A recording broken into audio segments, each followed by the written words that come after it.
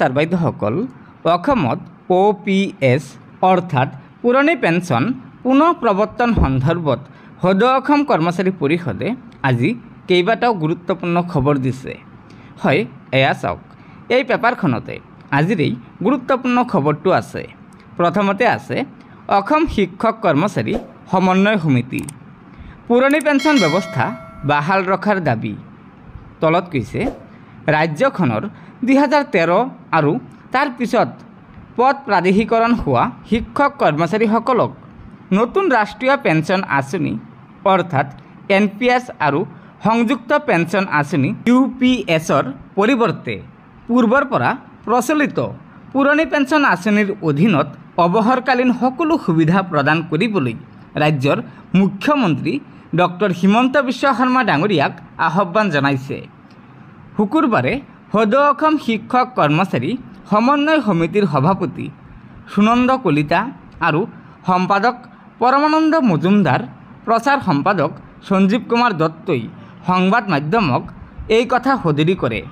তেওঁলোকে উল্লেখ কৰে যে 2013 চনত আৰু তাৰ পিছত প্ৰাথমিক বিদ্যালয়ৰ পৰা মহাবিদ্যালয় পৰ্যায়লৈ পদ প্ৰাধিকৰণ হোৱা শিক্ষক কৰ্মচাৰীসকল কোনো কাৰণতে পুৰণি পেঞ্চন আঁচনিৰ পৰা বঞ্চিত হ'ব নালাগিছিল, কিয়নো উক্ত বিদ্যালয়সমূহ ৰাজ্য চৰকাৰৰ শিক্ষা বিভাগে স্বীকৃতি দিয়া 10 বছৰ হোৱাৰ লগতে শিক্ষক কৰ্মচাৰীসকলৰ পদ প্ৰাধিকৰণ সময়ত অৰ্থাৎ 2013 চনত 10 বছৰৰ অভিজ্ঞতা হোৱাটো বাধ্যতামূলক আছিল।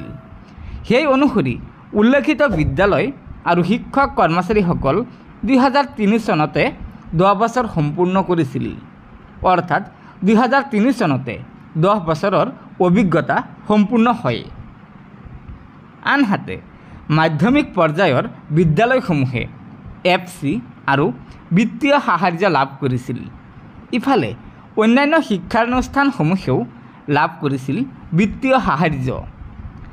ইয়াৰ উপৰি বিদ্যালয়সমূহ প্ৰতিষ্ঠানৰ বাবে অৰ্থাৎ বিদ্যালয়সমূহ প্ৰতিষ্ঠাৰ বাবে বিভাগীয় অনুমতি স্বীকৃতি লাভ কৰাৰ অন্তত চৰকাৰে সময়মতে প্ৰাধিকৰণ কৰিব লাগে যদিও 1995 চনৰ পৰা 18 চনৰ পিছত বিদ্যালয়সমূহৰ শিক্ষক কৰ্মচাৰীৰ পদসমূহ প্ৰাধিকৰণ কৰাত আজিৰ এই সমস্যা সৃষ্টি হৈছে। অতি গুৰুত্বপূৰ্ণ কথাটো হ'ল 2013 চনত বিদ্যালয়সমূহৰ শিক্ষক কৰ্মচাৰীৰ পদ প্ৰাধিকৰণ সময়ত পূৰ্বৰ বিদ্যালয় পৰিচালনা সমিতিয়ে নিযুক্তি দিয়া তাৰিখ, কৰ্মত যোগদান কৰা তাৰিখ চৰকাৰীভাৱে দিয়া নিযুক্তি পত্ৰত উল্লেখ কৰা হয়। সেই ফালৰ পৰাও এইসকল শিক্ষক কৰ্মচাৰী কোনো কাৰণতে পুৰণি পেঞ্চনৰ পৰা বঞ্চিত হ'ব নালাগিছিল। কিন্তু ৰাজ্য চৰকাৰৰ বৈষম্যৰ বলি হ'ব লগা হৈছে এইসকল দুৰ্ভগীয়া শিক্ষক কৰ্মচাৰী। জনপ্ৰতিনিধিসকলে মাত্ৰ 5 বছৰৰ বাবে নিৰ্বাচিত হৈ পুৰণি পেঞ্চন লাভ কৰিব পাৰে, কিন্তু মানৱ সম্পদ সৃষ্টিৰ লগত জড়িত থকা শিক্ষক কৰ্মচাৰীসকলে পুৰণি পেঞ্চন আঁচনিৰ পৰা বঞ্চিত হ'ব লাগে। চলিত বছৰৰ ডিচেম্বৰ মাহৰ ভিতৰত 2013 চন আৰু তাৰ পিছত পদ প্ৰাধিকৰণ হোৱা সকলো শিক্ষক কৰ্মচাৰীক পুৰণি পেঞ্চন আঁচনিৰ অধীনত সকলো সুবিধা প্ৰদান কৰিবলৈ সদৌ অসম শিক্ষক কৰ্মচাৰী সমন্বয় সমিতিয়ে ৰাজ্যৰ মুখ্যমন্ত্ৰী ডাঙৰীয়াক আহ্বান জনায়। গতিকে ছাৰবাইদেউসকল, এয়াই আছিল আজিৰ পুৰণি পেঞ্চন পুনৰ প্ৰৱৰ্তন সন্দৰ্ভত সদৌ অসম সন্মিলিত শিক্ষক মঞ্চই দিয়া গুৰুত্বপূৰ্ণ খবৰ। সদৌ অসম সন্মিলিত শিক্ষক মঞ্চই অসম চৰকাৰক দাবী জনাইছে যে অসম চৰকাৰে 2013 চনত যিসমূহ বিদ্যালয় মহাবিদ্যালয় প্ৰাধিকৰণ কৰিছে সেইসমূহ বিদ্যালয়ৰ শিক্ষক কৰ্মচাৰীৰ যি পেঞ্চনৰ ব্যৱস্থা আছে সেই ব্যৱস্থাটো NPSৰ পৰিৱৰ্তে OPSৰ সুবিধা দিব লাগে বুলি দাবী জনাইছে। গতিকে আশা কৰিছোঁ অসম চৰকাৰে এই ক্ষেত্ৰত নিশ্চয় কিবা এটা ব্যৱস্থা গ্ৰহণ কৰিব, কাৰণ দীৰ্ঘদিন ধৰি শিক্ষক কৰ্মচাৰীসকলে এই সন্দৰ্ভত দাবী জনাই আহিছে।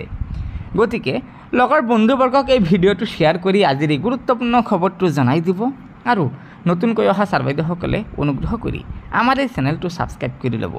ধন্যবাদ।